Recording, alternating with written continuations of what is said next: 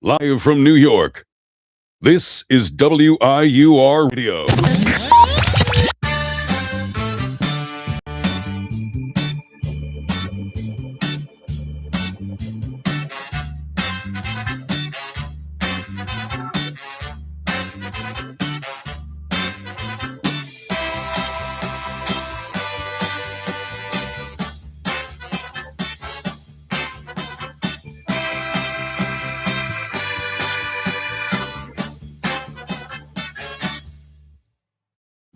Ladies and gentlemen, welcome to the season finale of The Booth Review on WIUR Radio. I'm Robbie Basil, joined by a chair to my right, your left, and to my left, your right. We have Chase Caridi, everybody.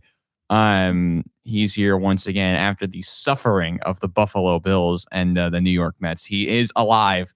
Type 1 in the chat for Chase being alive here after his teams continue to struggle.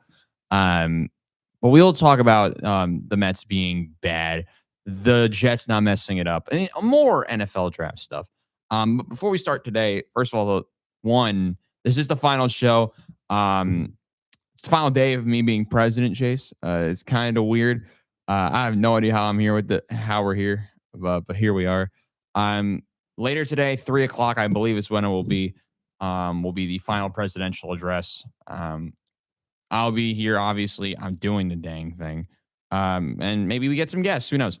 I honestly have no idea. But yeah, 3:00, that'll be the final show of the year, of the term, really, for WIUR this year. It's been a wild year. We had Radiothon for the first time. We have a bunch of ideas in the future for WIUR sports. We tested some stuff out today that could be used in the future. So we have a couple different ideas to help enhance the viewer experience here with WIUR for 2026-27. And while I'm very excited for you to be a part of that journey, continue to be a part of the journey, Chase, we can talk about all of that.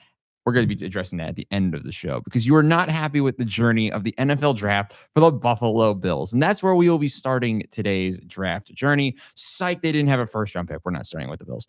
We are going to be starting with the New York Jets, who had not one, not two, but three first-round pick. It deserved that sound effect because the Jets... See, I wasn't a fan of the first two picks initially, but then we traded up again, and then life was good. For those who don't know, we had the draft watch-along. You can go see all my reactions during the show in the stream there. That concluded Radiothon last week, which was a good first run, I think. I think it's the way we can run it. We can address that. It wasn't a good run for a lot of teams in the draft, but the Jets, they did all right. You know, they had a very good, it was between Arvell Reese and David Bailey. They went with the more experienced edge rusher in Bailey, who had a ton of sacks, over a dozen at Texas Tech last season. They went with Kenyon Sadiq, which vertical threat. He's Kyle Pitts, but better. So that works for me. He'll be paired with Mason Taylor. None of them can block, but that's okay because everyone's going to get injured by week 5 and life is good. And then the Jets traded up for Omar Cooper Jr. after I was very angry that they didn't draft Mekhi Lemon. And I was very confused. And then they traded up and then life was good again. They traded up, I believe, with San Fran? Yes. To go out and grab Omar Cooper Jr. of Indiana, who really emerged as a major threat for Fernando Mendoza. The Jets also had a couple very good other picks throughout the draft. The one that caught a lot of people's eye was Cade Klubnik. Now, I like it. I think Klubnik was the right pick to start the day 3. There was a couple other interesting moves that we made. But overall, I think the Jets did very well with the way they were able to conduct their draft after a week after reviewing what they were able to do. I gave the Jets initially a B+. I'm bumping it up to an A-. I think they did very well. They didn't really give up a lot to move up to 30. They were able to trade down once or twice. I think they traded down twice. But they got this, I believe, that a top 3 player in the draft in Bailey. They're able to get one of the best pass catchers in Sadiq and another great pass catcher in Omar Cooper Jr. So yeah, the Jets, they didn't do bad. Chase, what do we think? Yeah, when it comes to the Jets, I think they were obviously going to be in a premier position, having 2 first-round picks and then eventually becoming 3 at the end of the draft. I myself find far more intrigue with Arvell Reese as a top prospect, just because the athleticism that he comes with, having so much experience, not just at one position in defense, but could be all around as a linebacker, coming off the edge, potentially even coming in from the inside of the defensive line. Just so many different spots you could put him. And I think that where he ended up at the Giants at 5 is really, really strong in terms of having other pass rushers that he doesn't necessarily have to be the best of in the bunch. He could definitely take kind of a backseat that first year, or even develop more, as we saw, as more of a linebacker, and could really be a linchpin piece of this defense that the Giants really have missed. They get a guy like Tremaine Edmonds in, and that is solid, fine, but they get a guy in Reese instead that I think could be all around. And that's why I think the Jets maybe should have gone over Bailey. I understand the intrigue of having a more polished pass rusher, especially kind of losing a bit of pass rushers and having to deal more with the problems of a defensive line and a defense that really was not up to par with anyone. Remember, last year. we did not get an interception, Not an interception, last year. not a single one. It's And gonna then be they easier. drafted D'Angelo Pons, who's like Aaron Glenn, but shorter. He's Yeah, I 5'9". mean, Listen, D'Angelo Pons as a prospect, that was one of the guys, I first, looking at this full draft once again after about a week since the NFL draft, first round at least concluded. Pons, I think, was definitely a really intriguing prospect. Such a great, technical cornerback. Just again, that size is going to kind of leave some to be desired because, with these big bodies in the NFL, it's going to be hard to sometimes find a good match for a guy like Pons. But even still, if he just continues to develop as such a great technician at the quarterback position, I think it's going to be really, really great value in kind of the second round there. Other impact picks, you said Cade Klubnik. I think, it's a shot at a chance at a quarterback here in this draft where you're not going to get the big one in Mendoza because you're picking at 2 instead of 1. So taking a shot a little bit lower down. I mean, maybe you could have gone for like a Taylor Green later, like the Browns did, to try to develop a guy who has all the intangibles as an athlete, just does not, is not polished as a passer.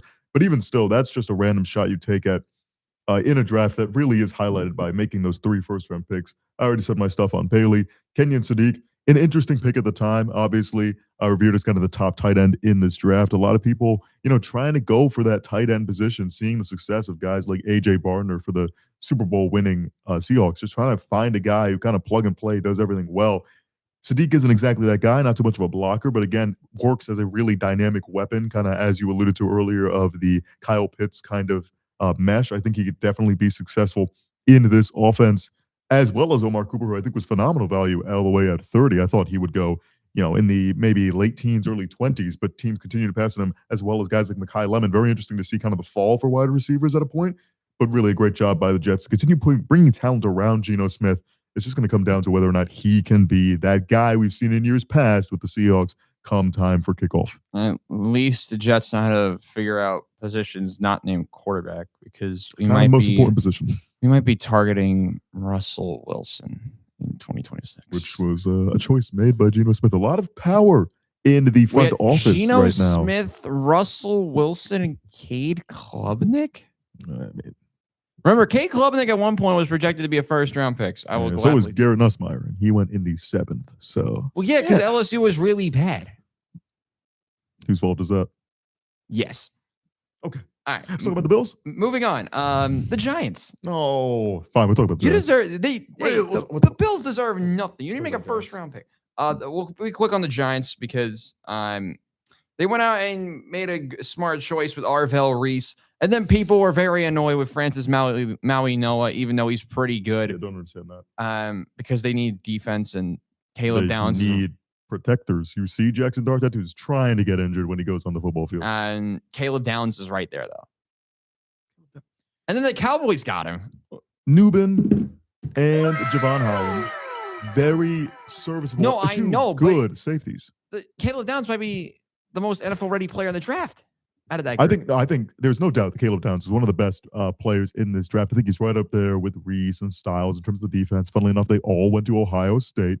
But nevertheless, yes, it is painful to see then have the Cowboys make a choice like that after passing on him. But I think Maui Noah is a great kind of plug and play really all over this offensive line. And as I just said, you need Dart to have a strong, developed offensive line that's going to be able to help him. He plays a risky kind of form of quarterback, as well as having a running back coming off of an injury who is always trying to make that contact in Cam Scatterbo. So I think you need guys who are going to be really, really helpful in making sure their guys are standing up straight after every play. And I think it's really important to get that at a really strong position there at 10, kind of get your pick of the litter after only Vano had gone at that point because the Browns were able to trade back for that selection. I still like it. Again, guys like Colton Hood from Tennessee, I think it was a good second-round pick, really strong stuff there. Love Malachi Fields. Malachi Fields, Great fun little pick. wide receiver there, a big-time wide receiver at 6'4", 218 from Notre Dame. But again, not too many picks made in the later rounds for the Giants. A lot of sixth-round action here. Not going to see too much there. Just reference, for day 3 for the Giants, they had 3 sixth-round picks. That apparently was all they did. But nevertheless, it is really highlighted by that first round. I think they absolutely had a home run with Reese. How he fell to 5, I still don't understand. Carnell Tate. And Jeremiah Love deciding, going, poor Tyler Algier. We feel for you, man. Tyler Signed a Algier, contract with the Cardinals, going to be the starter. fantasy hero for 2 weeks. Immediately get drafted to the Cardinals. But yeah, it perfectly landed for the Giants to get Reese at 5. And then at 10, I can understand why they might be upset about Caleb Downs, especially since he's in a Cowboys uniform now. But, I mean, listen, we said the same thing about Micah Parsons with the Cowboys. And how long did it take him to leave then Dallas?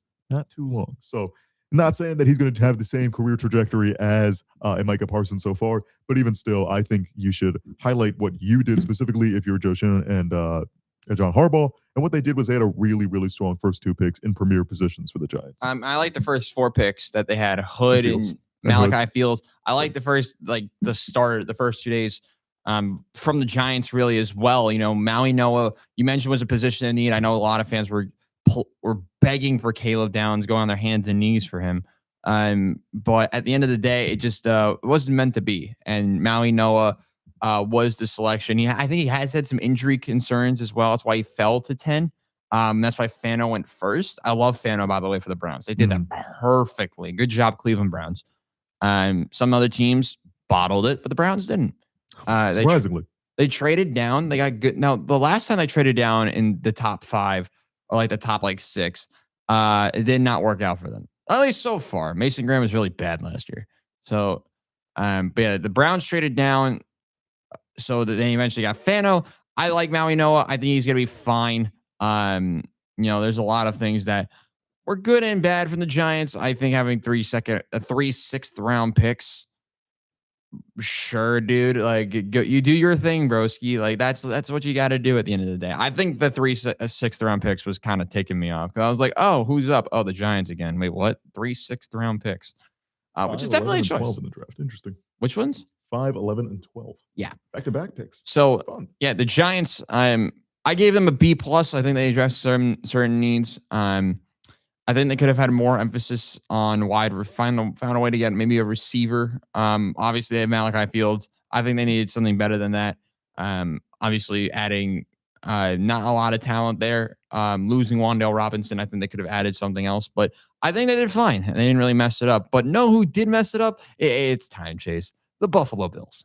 Okay. Who were rumored to trade Keon Coleman. Coleman. They didn't do that. They traded. What they did trade was their first-round pick 3 times. Oh, I was going to go not once, not twice, but yeah, we'll just jump right to 3. So yeah, they were at 26, and then they traded back to 28 with the Dolphins. I want to say. No, who was the first one? It was the Dolphins, was it not? First one was the Dolphins. Was the second? Oh, it was the Texans. Yes, they had a good draft. Texans. Then the Dolphins took a pick. Then they traded with the Patriots, who went up to get Caleb. Criminal, by the way, criminal. You trade with the Patriots and the Chiefs, what? When they didn't trade with the Chiefs, fairly recently in drafts, you traded with the Chiefs. Worthy sucks. Let's not even start. They get Peter Woods, the Chiefs, solid pick, and then they trade back with the. I want to say 31. I want to say the Titans. They go back to 35, and then the Titans got Falk, which is a great pick, great value.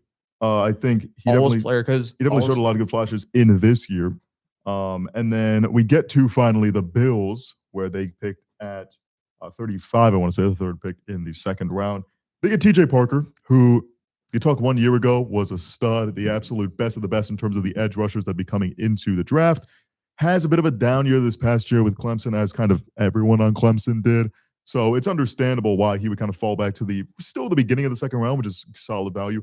I like him. I think obviously he has things to work on in terms of polishing the rest of his game and really going back to that kind of top-tier double-digit sack production he had the year before.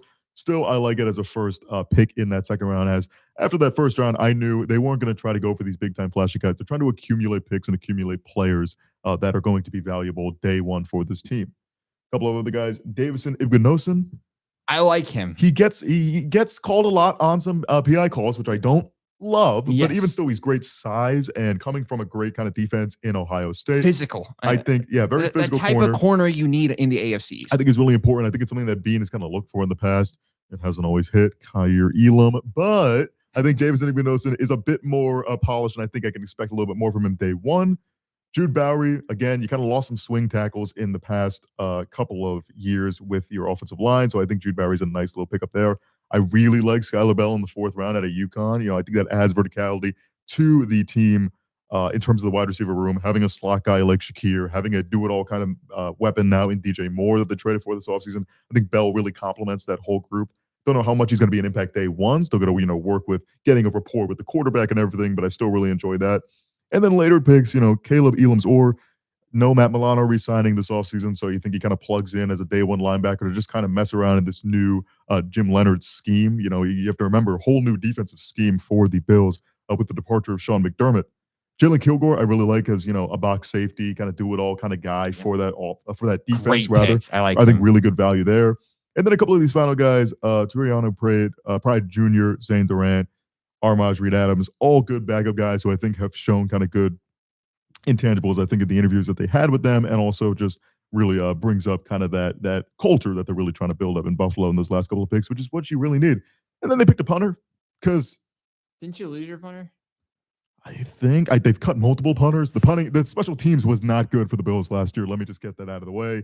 40-year-old Matt Prater was kicking footballs Because Tyler Bass and was also getting hurt because he's old. Tyler Bass Dad is a player who I don't feel like talking about right now. In like 2023. Remember when he single-handedly lost as a divisional game, AFC divisional round game against the Chiefs? Oh yeah, in Buffalo. The one time they had home field advantage. So I do. I really like the move for Igbenogson. He was my favorite player that the Bills picked. I saw watching a good amount of Ohio State football last year. I saw a lot of Sauce Gardner in Davison Igbenogson, but with a little because they both get penalized a lot. Yeah. But Igbenogson, physical, a little bit too handsy at times. We saw him get penalized in some key moments. And he doesn't have to, work day one. I think they still got guys like Benford added into the mix. But I think over time he could really develop into a really, really solid corner for the Buffalo Bills, which terrifies me because I want to get more than 20 total yards against the Bills. Locking up Omar Cooper. No, it's gonna be Igbenogson locking up Garrett Wilson. That's what it's gonna be. Ooh, if he's healthy, dude can't stay on the field. Anyway, which one? Well, the whole Jets team can't stay on the field. Let's be honest. That is very true. Garrett Wilson, by the way, was the leading receiver for the Jets. He didn't play since like week 6. That's what happens when your quarterback's like afraid to throw the football. Shout out Justin Fields. Yes, sir. Maybe he starts for the Chiefs. With he Mahomes' injury, might. who Did knows? the Chiefs draft a quarterback? Nussmeier in the 7th round. Oh yeah, he's not starting. Nussmeier is not starting. Mansour Delim was a really good first round pick. Was it? Yeah. They traded a lot to get him. Listen, when you're the Chiefs, it's a bit more complete of a team. I understand that defense is still a problem, but you look at a guy like Delane they're able to get. Peter Woods, I think, was great value at the end of that first round. It was another guy who kind of was victim to, the Clemson line wasn't good this past year. Kind of like a Y guy like TJ Parker fell. Similar kind of for Peter Woods. Peter Woods still is such a strong player in the middle of the defense in that line. Obviously was going to still be a first round pick and good value there. R. Mason Thomas, I think, was fantastic value kind of in that second round. I think he was a really flash as an edge player for Oklahoma. And then again, like some smaller little picks. Emmett Johnson, running back Nebraska, adding to that room that now has K9. You need to distribute the ball a little bit more because Kenneth Walker is not a 100% downs kind of running back. We saw with Seattle, obviously, that being the case. Cyrus Allen, Cincinnati, don't know too much about him, but I think, obviously, as long as you get guys in the room who have reliable hands, that's all they really need for Patrick Mahomes at this point.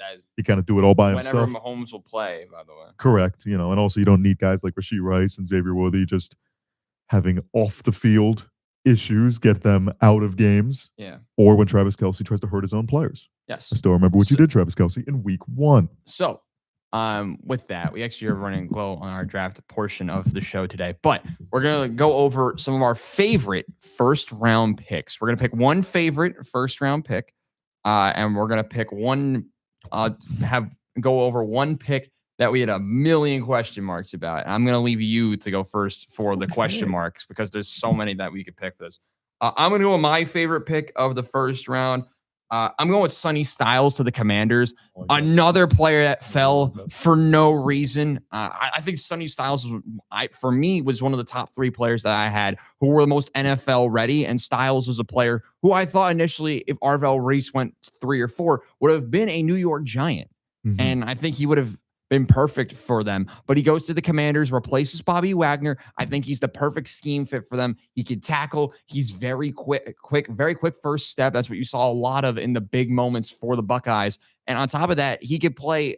He's okay in coverage. He's not the best, but as a linebacker to kind of bring in the new wave of talent into this Commanders group, I think he's going to really shine in that Commanders defense this year as a rookie. So I'm very excited to see how that Commanders defense looks with Styles as one of the middle or outside linebackers for this Commanders group. I'm ready to see what he can do. What's your favorite first round pick? No, absolutely. I have to say Sonny Styles, I do completely agree with Commanders getting younger at really important positions that they haven't been in the past. They're too old. That's very Please important. Continue to No more Bobby Wagner. Great job getting Sonny Styles. For me, I'm going to say best pick, I think pretty obviously, is Mekhi Lemon at 20, all the way at 20 for the Eagles. Mekhi Lemon was a guy that I was looking at, look at a guy like Jordan Tyson, really good strength and athleticism, but just cannot stay on the field as consistently. Carnell Tate was kind of the all-around guy that people were looking at for a top pick. Interesting that he goes all the way at 4, but even still, not the point here. Mekhi Lemon, I liked really near the top of those, if not in the tier just below that tier with those guys. Just great at the catch point, can be able to get behind the defense, really, really strong. Doesn't have to use athleticism in a sense, not the biggest guy, but still has that kind of similar idea of an Amon-Ra St. Brown, just always moving around the field and can be reliable to a quarterback, which I think is really important for a guy like Jalen Hurts as Philly continues to try to get a bit more of a passing offense after relying on Saquon maybe too much or not having on the same page some of the guys like Smitty and A.J. Brown. Whether or not he stays now is to be determined. Yes. But again, I want to say that Philly got an absolute blessing, really, having him drop all the way to 20, that they were able to trade up with the Cowboys to then get to that pick. They even jumped Pittsburgh. You want to talk about treason of the Bills trading back with the Patriots. I think that's even crazier that the Cowboys were willing to let him get such a dynamic weapon all the way at 20 for a much cheaper contract than they would have previously.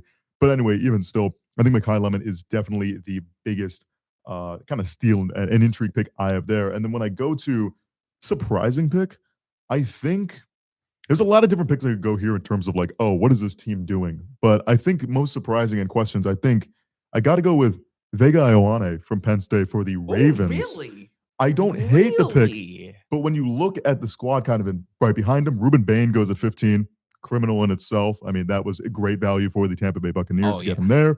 Right after that, Kenyon Sadiq.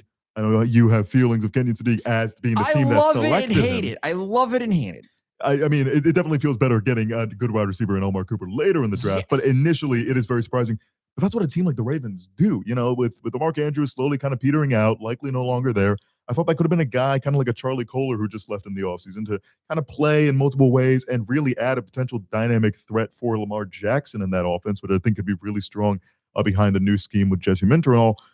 I do like getting guard and, helping out with obviously the dual threat ability of Jackson, with Derrick Henry still being somehow an ageless wonder in itself. But nevertheless, I think that was a really surprising pick. And that's really what I pointed out here. But what do you believe, Robbie Basil, is the most surprising pick of the first round? Before I give that, I want to give 2 shouts to two other good first round picks I wanted to shout out initially. First one, Dylan Thieneman to the Bears. How did that happen? Don't know. Baller. He's amazing. He's going to be so good. And then Jadarian Price to Seattle. They needed a running back. They did their due diligence. I love Jadarian Price in certain situations more than Jeremiah Love. Mm-hmm. So I think getting Price at 32, great value. I think that was really good. There's so many options here for who I didn't like. I have like 20 picks that I just didn't like. Surprising. I'm not going to go with Ty Simpson because I have a feeling somehow it's going to work. The most confusing first round pick was Carnell Tate to Tennessee. Now, the reason I went with Tate is they just added Wan'Dale Robinson. Is Calvin Ridley still there? Yes. So you have 2 receivers who are very talented in their own right, both being overpaid, yes, but they're still very talented. You then go out and draft a player in Carnell Tate, who, fair play to him, is more of a compliment than a main attraction. You don't draft that at the 4th selection. And he was my least favorite receiver that went in the first round. You look at the receivers there. Like Iona, Ridley. KJ Osborne. KJ Osborne's there. What? But Ridley, Robinson, and Tate is going to be really good. The problem is you don't have a legit number 1 in there. I mean, Ridley maybe, but he's not back to the way he was. Wan'Dale Robinson's more of a wide receiver too, which fair play to Wan'Dale Robinson. Had a great year last season. But Carnell Tate is not a main attraction to me, a main attraction type receiver, because he was paired with Jeremiah Smith, who is going to be a top 2 pick next year.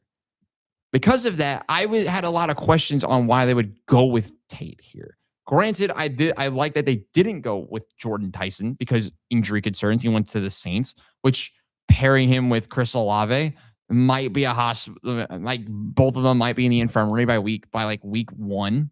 Who knows? But it doesn't make sense. I think they should have gone defense. Obviously the defensive line's crammed, but I think linebacker could have been helped with by getting a guy like a Sonny Styles. Like Barnes, okay, but like they have Jermaine Johnson, John Franklin Myers. This is literally the bootleg version of the Jets. What's going on here? Jeffrey Simmons. And Jeffrey Simmons. What is this defense? This defense is terrible. This defense is terrible, and they didn't really address it with a 1st-round pick. They did get Falk, which is a very solid pick, but I was just confused on why they would go with Carnell Tate, especially when they just signed that big contract to Wan'Dale Robinson.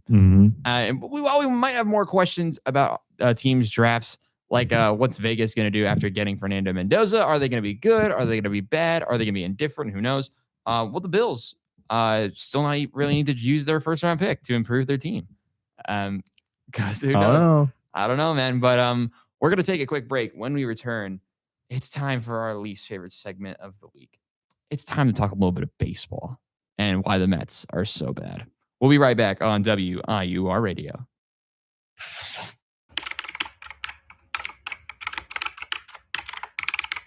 This is WIUR Radio. Hi, I'm Morgan Beastie from the Ionian, and I hope you're enjoying today's show. Are you looking for the latest scoop on campus news, sports, and more? Check out the Ionian, Iona University's very own award-winning student newspaper. We keep you up to date with everything happening on and off campus. Want to know about the big game, the latest campus event? It's all in the Ionian. Join the conversation. Read, write, and get involved. Visit www.theionian.org or pick up a copy around campus. Stay informed, stay connected. Now, back to WIUR, Iona University Radio.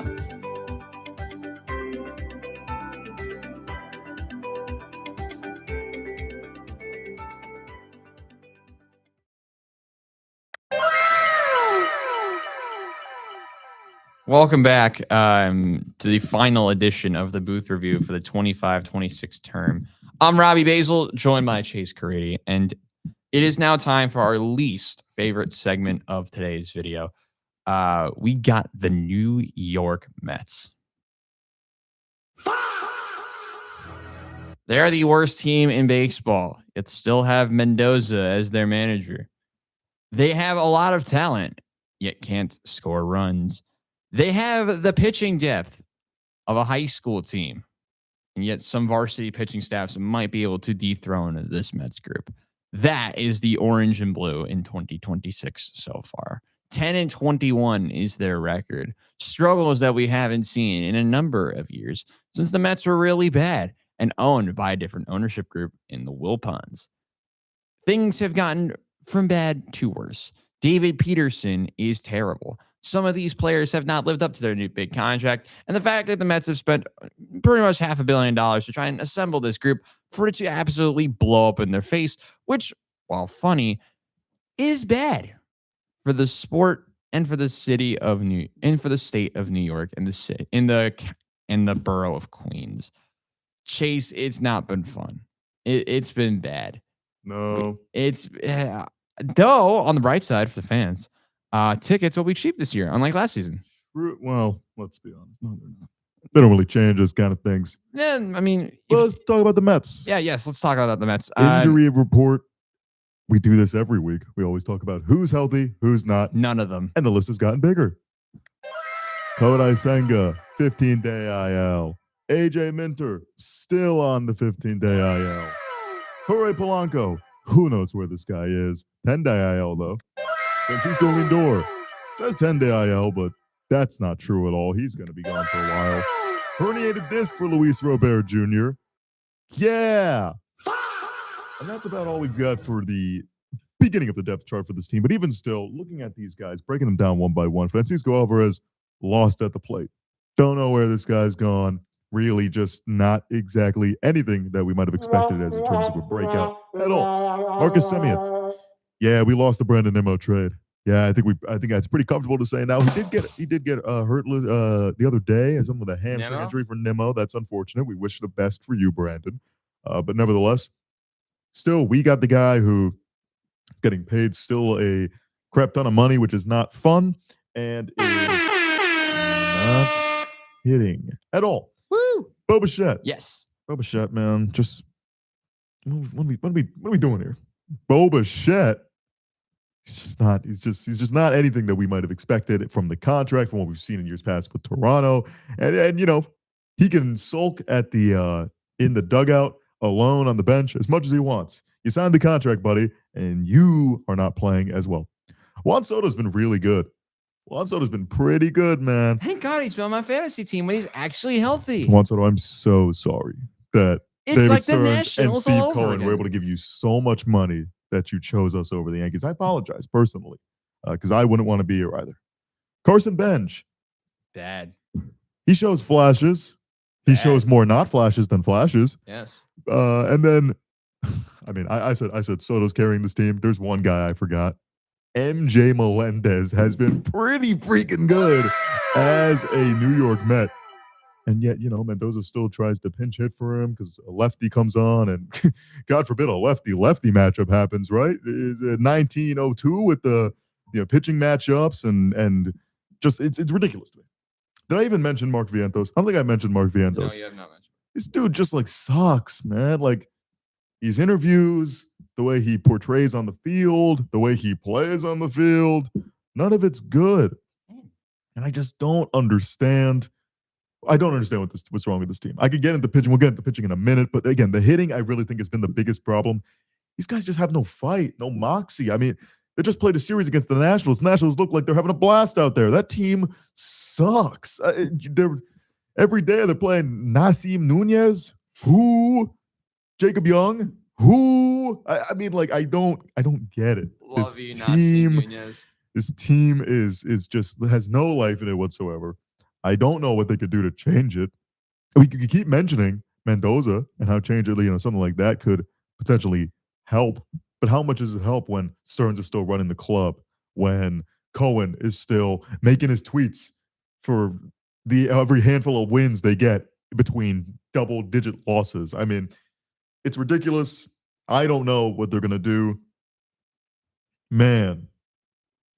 At least there's no 12-game losing streak anymore. Remember that one photo with Luke Weaver and the Fire when they won the game against the Twins? That was cool. It was cool that they did that. Pathetic. And they've been like 3-5 since. But it's better. They got swept by the Rockies immediately after. But listen, it's got to be worse than because if you got swept by the Rockies and you lost the series to the Nationals, and then how does that happen? And then taking a look down the road before we get to some harsher competition. Tonight, they start a 3-game series against the Los Angeles Angels of Anaheim in a 3-game set. That's going to be tonight, Jose Urena versus Christian Scott at 9:38. Correct. Former Met. Almost blew like a 10-run game last year. Then after that, they have Reed Detmers versus Nolan McLean. That's not a bad matchup. Reed Detmers has been pretty solid. I don't remember. Yankees, I think it might have been the one of the games they won.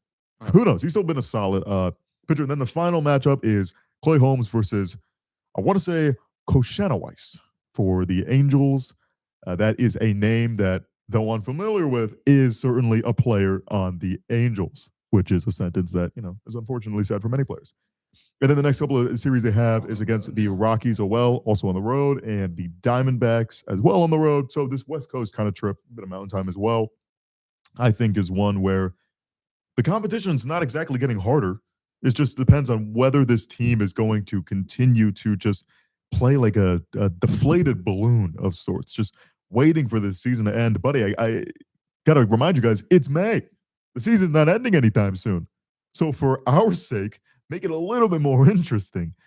There's not much more I could say about this team. It's just they've completely fallen flat. They have no life in them. And Robbie Basil, I don't know what they're going to do to change this. It's only May, and we're already having this conversation. It's bad. It's really bad. 10-21. 10-21.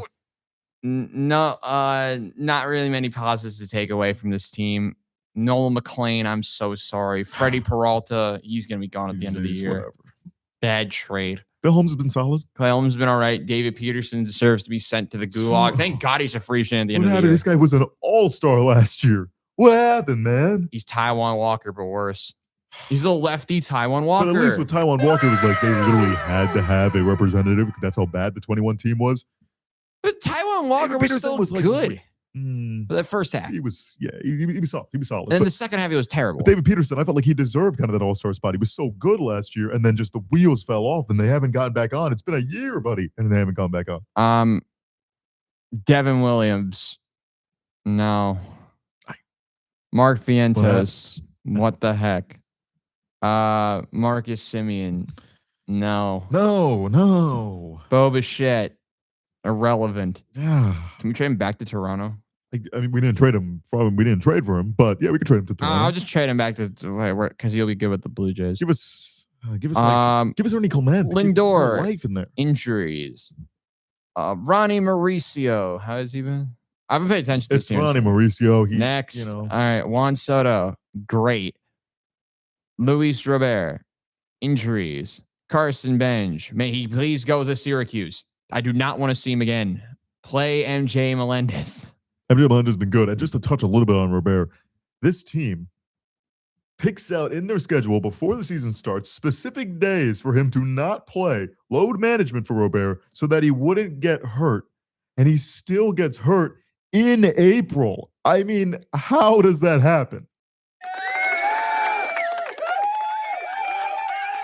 I don't get it. I don't get it. I don't want to get it. I don't understand what's going on in the front office. David Stearns was it all a ruse? He's fired. He's getting fired. Was it all a ruse? Where do you go now? Who do you hire? To the job center. That's where he is. Carson Bench, I mean, I don't see the benefit in bring him down at this point. I mean, no, you gotta.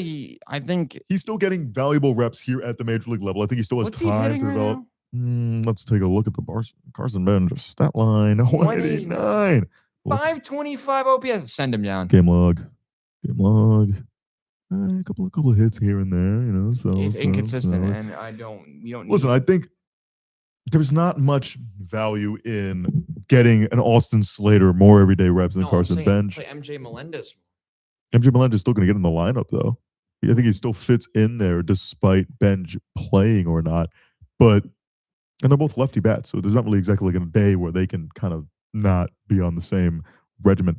Because apparently Carlos Mendoza and whoever really decides these lineups and these changes do not understand that lefties sometimes can hit lefties. I mean, this is the Ben Rice thing. This is what we're just talking about with the Yankees. Now, none of these players are Ben Rice. Let me make that completely clear. Ben Rice is really playing as one of the better hitters in the league right now. But nevertheless, let these guys fail. You had a problem with Alvarez as he came up. You had a problem with Beatty as he came up, Vientos, and that was different regimes. Somehow the same kind of mantra goes as these young guys get reps. They're not seeing allow them to fail, I think is the most important thing. And yeah, Bench has been underwhelming to start the season. I think that's pretty obvious. They're about 1 month of his major league career. But I don't see the value in setting him down and then bringing up Christian Arroyo to play some outfield every day. Christian Pache to play some outfield every day. I don't understand that. Yeah, I mean, he's hitting in AAA Syracuse. AJ Ewing's hitting in AAA Syracuse. That's a good, also young prospect. Don't think he'd be any good up here, but nevertheless, the farm system's still strong. Guys like Ewing, Morbido, Reimer, all these different characters. I think they're all going to be really strong players. It's the major league team we have a problem with right now. They can't hit. Pitching's unreliable. The bullpen is a mess and just gives up home runs left and right. I'm not sure I understand where they can go from here. I think there's no Grimace to save him this time. There's no OMG to save him this time. There's no JD Martinez hitting coach, player, all that together in 2024. It's not 2024. They can't do that. I don't know. It amazes me such high heights that this team had going into the season. And even for the doubters, was still an 80-win team, still fighting for that last wild card spot, potentially with teams like the Reds and Braves. But those teams are excelling to start out the year. And this team just hit a snag in the middle of April and just could not find themselves out of it. And this team doesn't even look interested to play their sport. What they've spent years spending time training and practicing and going through all these major and minor leagues to just fall flat like this. It's depressing. It's very sad to watch this team have no life. There's not much more we can say. There is not. How much time have we hit just whining about the Mets? I don't know. Well, I hope you guys enjoy this. The Mets are bad. The Yankees are doing solid. They're still one of the best records in baseball. By the way, just so you know how much sports is going on this weekend, I don't know how many of y'all pay attention to this. We got horse racing this weekend. It's Derby weekend. Derby weekend. Never thought I'd say watching horses run would be more entertaining than the Mets, but here we are. And because of that, because Chase said that, because I just came up with this right now, Chase in a minute is going to pick who he thinks is going to win the race. I have the odds up right next to me, so here you go. Take a look at the odds. Oh, take a look at the odds here. We'll go over odds for that in just a moment. We're going to be making our picks at the other side of this, other side of the break eventually when we get there. But other crazy, weird things. The Tigers are just what the hell? 10 double-digit wins at home and double-digit road losses. Impressive. The Reds continue to be great. The Braves are pissing me off. What's going on there? The Phillies fired their manager last week, at some point recently. As did the Red Sox. What are we doing, Mets? Those two teams have been, if anything, more dysfunctional or less dysfunctional than us, and they have fired their manager. And I don't understand it. The one thing stays consistent. Chase's pick of the Giants is absolutely terrible. It's somehow gotten worse. So, the Rockies are on top. Before we pick horses, and before we talk Iona baseball real quick, because the show is not going to be back for 3 months at minimum, let's make like one or two predictions for what could happen throughout the rest of this season. I think we're taking inspiration from some of our other shows. So shout out to the other WIOR shows. Hold on. You guys get a quick round of applause. Obviously. So let's make some predictions. I will start. So Chasing has some time to think. The Mariners actually hit and win the West because their offense turns it around. It's not a hot take. Have you seen how they're hitting? Yeah, they're 16-16 now. They're only a game behind. They're only a game behind the A's. But that would be a hot take if you counted that as a hot. I mean, that team still doesn't hit. It doesn't hit. Does the pitching start being good again? Because they also haven't been good. Yes. Yes.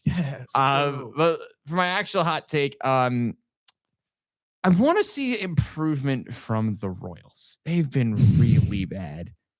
Imagine, right, if the Royals have like, a 19-9 June or a 17-7 May or whatever the hell, and then just come back from the dead and win the Central. That's just a thought. In the National League, I'm doubling down on my Brewers pick. I'm doubling down. Okay. The pitching continues to start to figure things out. I'm gonna say this now. Here's my hot take in the National League. Jacob Mizorowski continues his dominance, leads the Brewers to first place by the end of June. Ooh, end of June. Wow. It will take a bit because everyone's going to continue to be good in the Central. It's a tight race. It's a too tight of a race right now. There's not too much of a... But I'm also expecting the Cubs to fall off and will be fourth by the end of June, being only ahead of the Cardinals, as I expect the Pirates to still try and figure things out and then collapse in the second half because it's the Pirates. Yeah, that's what they always do. I have a feeling your favorite prediction will be something with the Giants to figure things out. Oh, I thought you were going to say the other team of mine. The Marlins? Anyway, let's start with the American League. I'm going to go with a real hot take.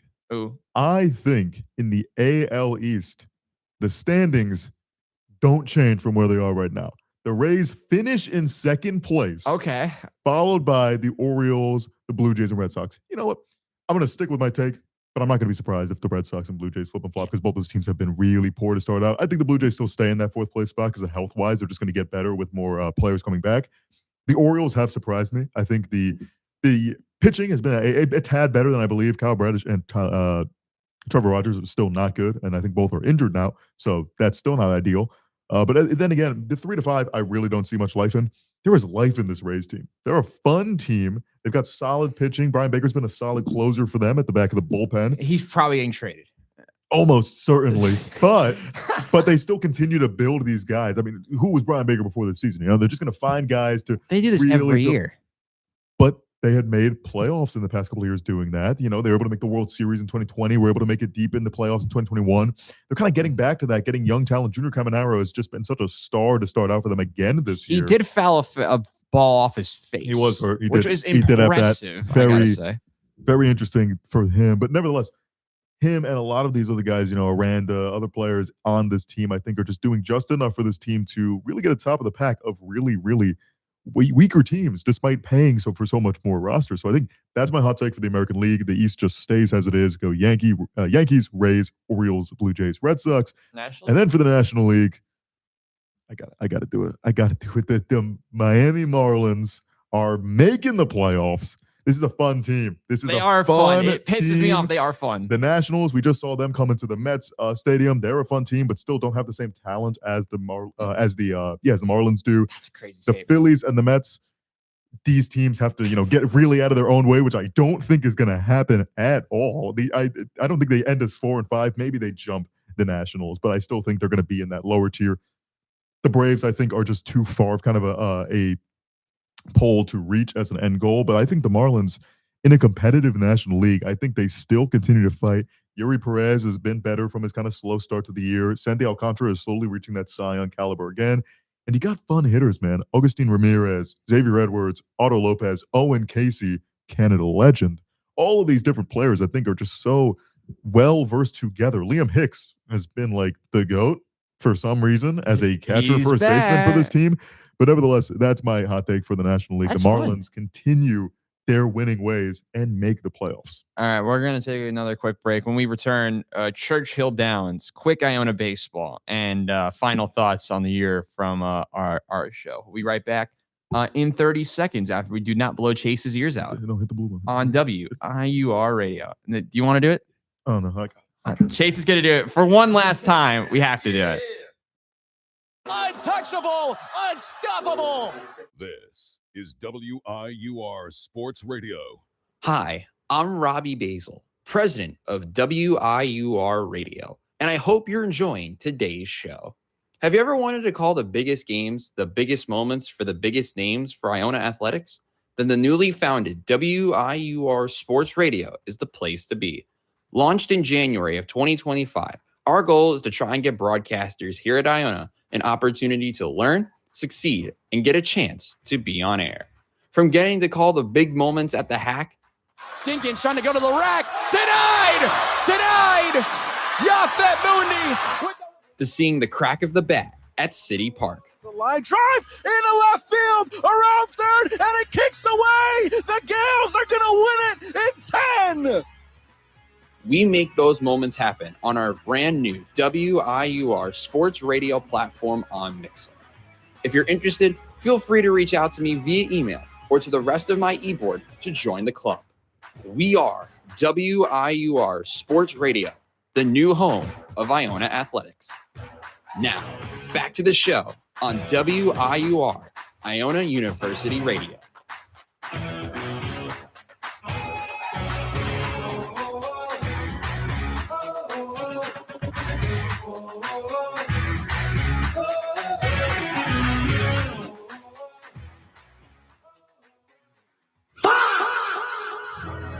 That's what we're going to be hearing at the end of our final picks of the year. Welcome back for the final segment of the booth review for the year.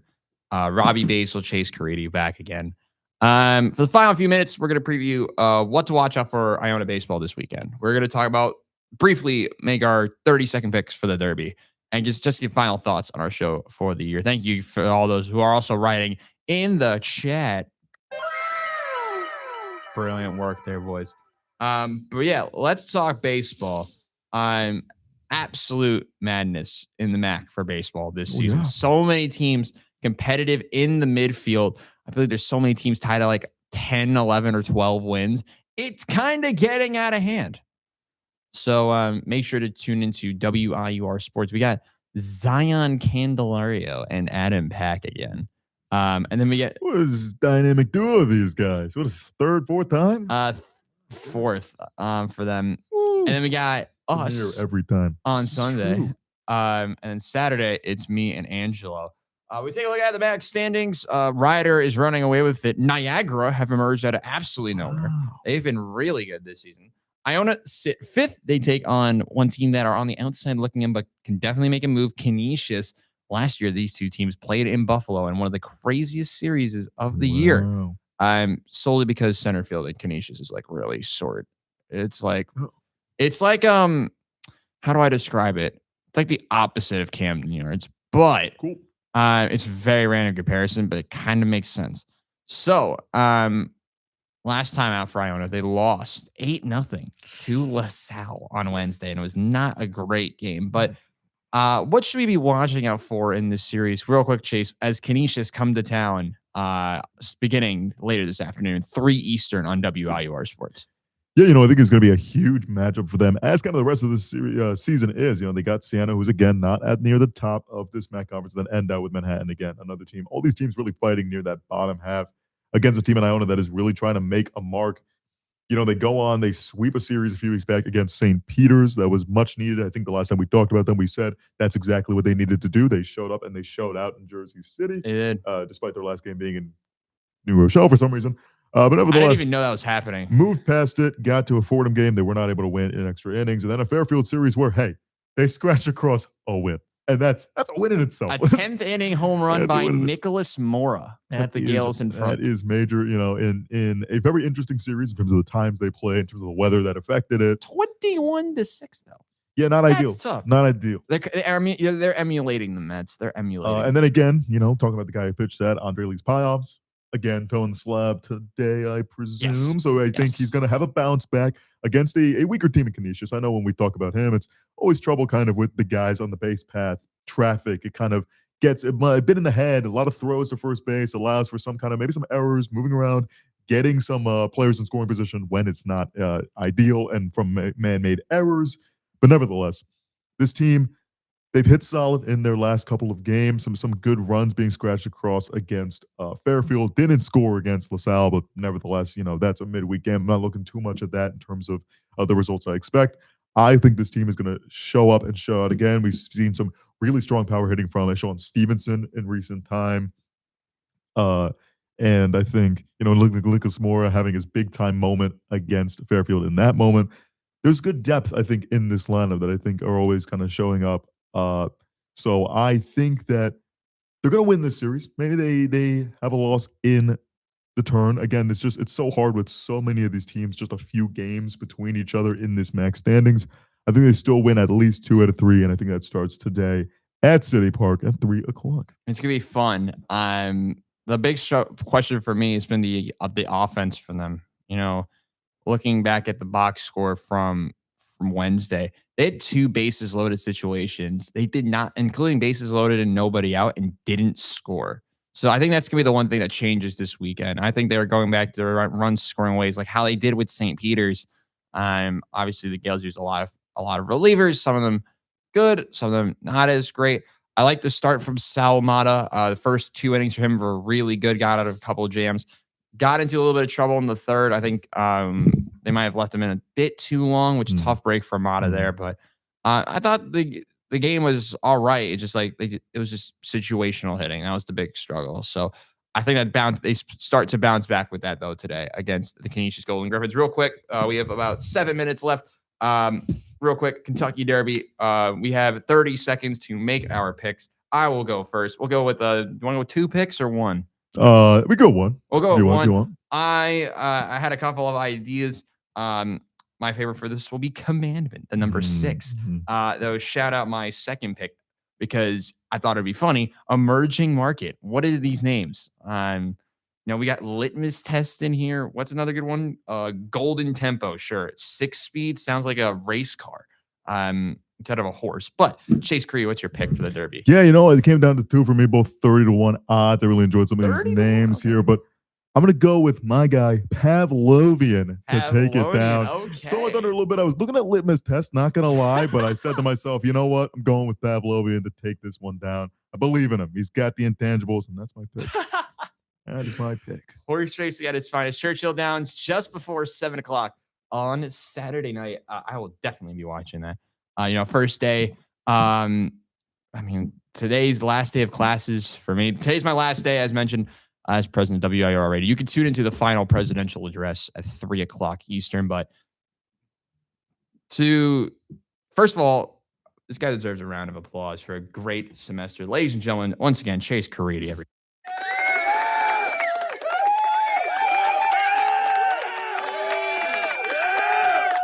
I couldn't have done it without a great president and a great e-board around us, building up WIOR sports, having these shows week in and week out. It's been really fun. Doing a radiothon, being able to do the draft with some friends here at Iona. It was a great experience, and I can't wait for more experiences as we continue on. One other item that will deserve an applause. Give it up to the chair on my right, ladies and that's enough. I mean, this guy, he's dealt with Scoot, he's dealt with Landon, a lot of different characters that he had to deal with me on Thursday during Radiothon. This is true. Just so thankful for everyone who's been able to tune into all of these shows throughout the year. It's been, almost every year I've been on a different show. This has been my favorite. It's been chaos. It's been fun. We've been able to talk about a lot of cool stuff here. Focus more on Iona sports as well, something we really haven't had in the past. You've been able to go through the highs and lows of the football season, watch the Mets be completely terrible. Yeah. Watch our teams somewhat sell in the draft. You didn't even get to watch your team pick. No, I had to listen to that at home. But we had so much fun. And I'm so thankful first of all, for everyone in the chat. Give yourselves a round of applause as well. W's in the chat. Yes, thank you to everyone at home who've tuned into these shows throughout the year, not just ours, but to everyone who's watched a WIUR show this year. We've been so thankful for all of the people who tune into this channel. We had a very big increase in reach, increase in subscribers, increase of following for WIUR this year. We had over 40 shows for each of the 2 semesters this year, which is an incredible change in the tide for WIUR. I remember the days where we were just in the basement and the lower levels of the Lapenta Studio, which I love that studio. I love the thing to death, but it just wasn't it. And I think this spot and the community we've been able to create, it's been unbelievable. And nothing happens without people like my incredible e-board, like Pietro, like Chase, like all the rest of the squad, and the incoming e-board as well, with Pietro becoming president next year, and Tyler Gill. Shout out Tyler Gill. He's been here